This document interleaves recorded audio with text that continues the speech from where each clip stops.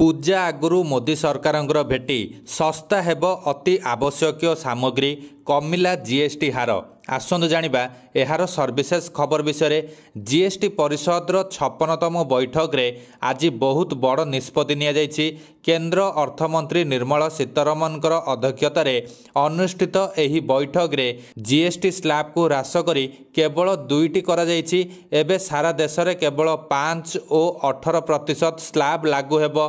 12 और 28% स्लैब को बंद कर देइछन्ति केंद्र सरकार। एही नूतन स्लैब आसंता 22 सेप्टेम्बर 2025 तारिख लागू हेबो। विशेषकर शौखीन और तमाकुजात सामग्री उपरे 40% स्लैब लागू होइतिबा बेले सस्ता हेबो अत्य आवश्यक सामग्री।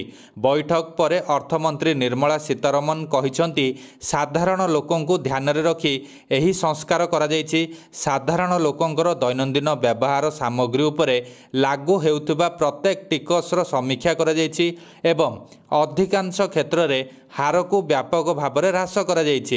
एथिरे चाषी एवं कृषि क्षेत्र सहित स्वास्थ्य क्षेत्र मध्य उपकृत हेबे।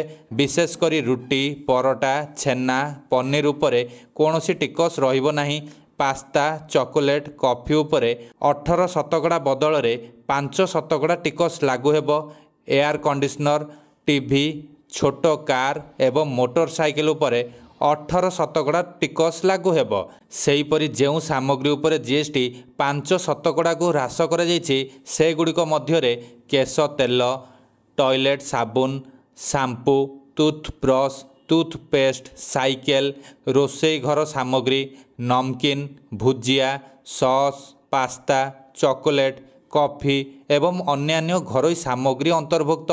मंत्री निर्मला सीतारमण कहिसंती मध्यम आकार एवं बड़ कार 350 सीसी रु अधिक इंजिन क्षमतार मोटरसाइकेल व्यक्तिगत व्यवहार पई विमान हेलिकॉप्टर उपरे 40% टिकस लागिबो।